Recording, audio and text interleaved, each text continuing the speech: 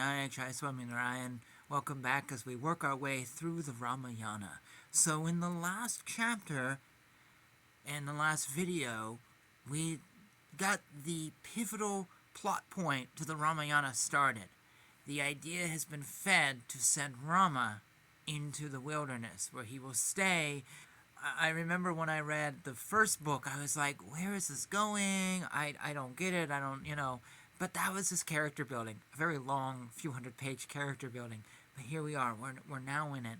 So today we're reading chapters 10 and 11 and picking up the story and seeing how this... Well, we know where it goes, but we're seeing how it rolls out. So chapter 10 is called King Dasaratha Consoles Kaikeyi. That lady, misled by the very sinful hunchback, lay down on the earth like a Kannada woman hit by a poisoned arrow. After making up her mind extremely well, that pretty and skillful lady told everything slowly to Mandara. That pretty lady, having made up her mind, breathed long hot breaths for some time and determined the ways which would lead to her happiness. That Mandara, who was aiming for her own benefit, heard the queen's firm decision, became very happy, and felt as if she had succeeded in her plans. That lady, greatly angry and with a face knitted, with great determination, lay down on the floor. That Kaikeyi then threw the colorful garments and divine ornaments, and they reached the floor. The garlands and ornaments which were thrown away by her were making the earth shine like the stars in the sky. She was lying down on the floor of the house of anger with dirty clothes and tying a single braid like a Kannada woman. After passing various orders regarding the coronation, the king took leave of those present and entered his home. King Dasaratha, who had his senses under control, though thinking that the news of Rama's coronation was known to everybody, entered his private apartment so that he could communicate the good news to her who merited his love. He who was very famous went to the home of Kaikeyi like a moon accompanied by Rahu on a white sky. King Dasaratha entered his inner apartment resembling heaven, which was filled with parrots and peacocks, the sounds of swans and Kannada birds. It was filled with music from musical instruments, with hunchbacks and dwarfs moving here and there, blessed with champaka, asoka trees, and houses of creepers, picture galleries, with stages decorated by gold, silver, and ivory, filled with trees yielding flowers and fruits daily, water tanks decorated by gold, silver, and ivory, excellent seats, various kinds of food and drink, various kinds of other eatables, and with expensive decorations. But he did not see his beloved wife on that excellent bed. That passionate king, seeking sexual pleasure, not seeing his beloved wife, was dejected and inquired with great depression. Previously, Kaikeyi was never missing at that time, and the king had never before entered an empty apartment. The king, having reached the apartment without knowing the whereabouts of the foolish Kaikeyi, who was seeking selfish interest as usual, inquired. And then the trembling doorkeeper, bowing with folded hands, told him, "O Lord, the lady was in great wrath and went speedily towards the room of anger." The king, hearing the words of the doorkeeper, became agitated, and due to his passionate frame of mind, became sad. Then he saw her in the room of anger, lying in an improper way, and felt that she was in great sorrow. That sinless old man regarded his youthful wife with sinful intentions, much greater than his own life, and she looked like a severed, creeping plant, and also like a goddess, as well as a Kannada lady who had fallen on the earth, and she also looked to him like an Apsara maiden who had slipped into the earth, and like a broken-down illusion, and like a female deer who was tied down. Then the king touched her like a giant elephant touching a she-elephant which has fallen down due to a poisonous arrow. That passionate one, who was completely shattered due to his fear, touched that lotus-eyed lady and spoke to her with great humility. "O lady of auspicious qualities, I never knew that you were angry with me. Who has cursed you? Who has insulted you? I am immensely sad that you are resting on this dirty floor. When I have mind favorable to you, why are you lying down like this on the floor like one possessed by the devil and causing me great sorrow? If you are not feeling well, there are skilled doctors who are being praised everywhere who can make you healthy, and so please tell your sickness. To whom do you want to favor? Who has done something which is not liked by you? To whom should I show a favor, and to whom should I do offense? O great lady, do not weep nor make your body dehydrated. If you tell me I shall kill a person who does not merit to be killed and release a person who merits to be killed, I shall make a poor man wealthy and a rich man a beggar. I and all the people under my control would obey you, and I do not want even a little thing which is not liked by you. Tell me anything which you like, and I would get it done, even losing my soul, and you know me so well that you would not have any doubt in that. I take an oath on Dharma that I would do whatever you like. My earth is as long as the extent my chariot can go. The eastern countries of Sindhu, Saivira, and Saurashtra, all the southern countries, the countries like Agna, Vanga, Mandaya, Masya, and the prosperous Kasi and Kosala are under my control. In those countries are produced wealth and grains and animal products. So which of those would you like to acquire, my dear beloved? Oh, coward, what is the need for all these exertions? And please, please get up, O pretty one. Please tell me the source of your fear, and I shall remove it forthwith like a sun removes the mists. Consoled by these heated words spoken by him, she was well prepared to tell words that he may not like, and she started harassing her husband further. Thus ends Chapter 10. Chapter 11 is called Kaikeyi Asks for Boons. Armed with the darts of the god of love, she addressed the king, who was completely caught in the net of passion, with the following words.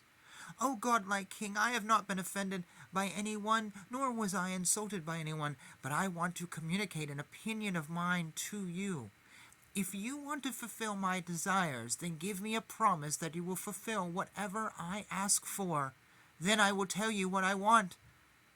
That magnificent king, in the throes of passion, with a visible smile, took the hair of the lady, who can smile brightly, in his hand, and said, O lady with pride, don't you know that there is no one whom I would love more than yourself, other than the best among men, Rama?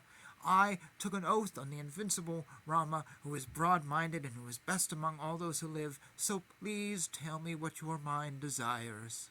O Kaikeyi, I cannot live even for a moment without seeing Rama, and, as per your words, I take an oath. I would choose Rama, the best among men, more than me and more than my sons, and I am taking an oath on him. O lady with great virtue, my heart is sinking, and so touch me and lift up my heart, and after you consider it well, please tell me what you want.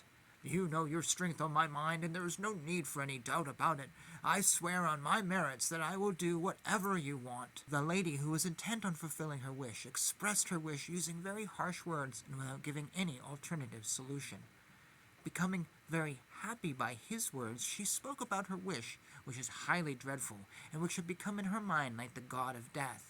You have been repeatedly taking an oath that you will fulfill my wish. So let the 33 gods, led by the fire god, listen to it.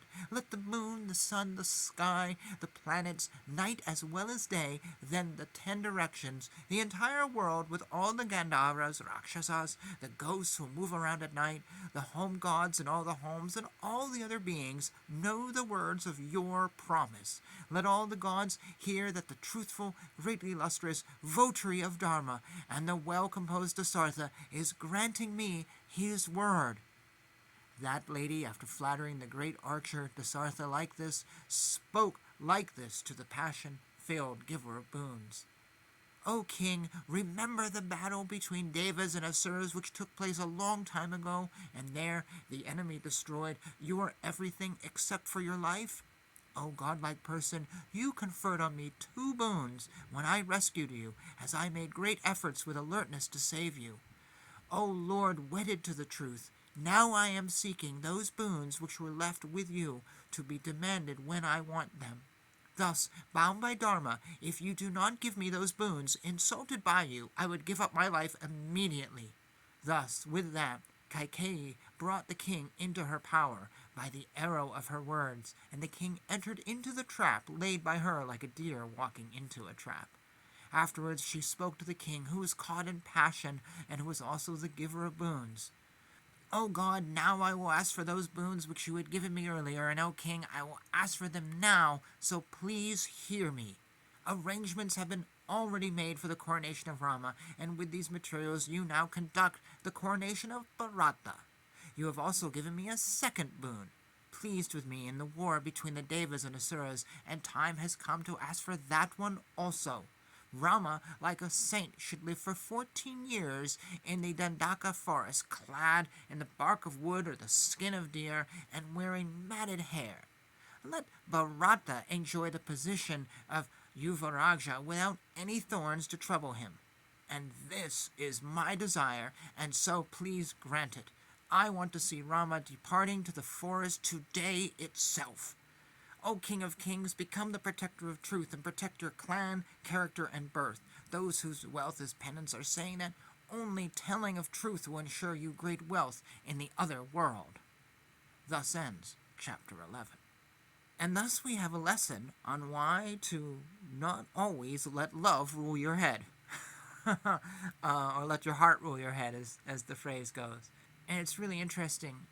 I just had this thought just strike me immediately about how we do this today in relationships. How often does someone you're in a loved relationship say something to you, you should do something, and you do it because you love them, okay? You're committed to them, you're married or whatever to them, but their motives aren't in your benefit. Their motives are not out of love. Their motives aren't out of anything but selfishness. And maybe even like this, those motives were manipulated by a friend who went, hey, you should, when next time you talk to your guy or your girl, you should really do this. Don't let your heart and your head get separated. They shouldn't be separated, and one ignores the other. Because if he was thinking, he probably would have realized something was a little off. Particularly at the last minute like this, with no hint that this was going to happen. Suddenly she wants this to happen. Perhaps you agree, perhaps you don't. Perhaps there's a few other lessons in here that I've missed mentioning. Either way, thank you for watching.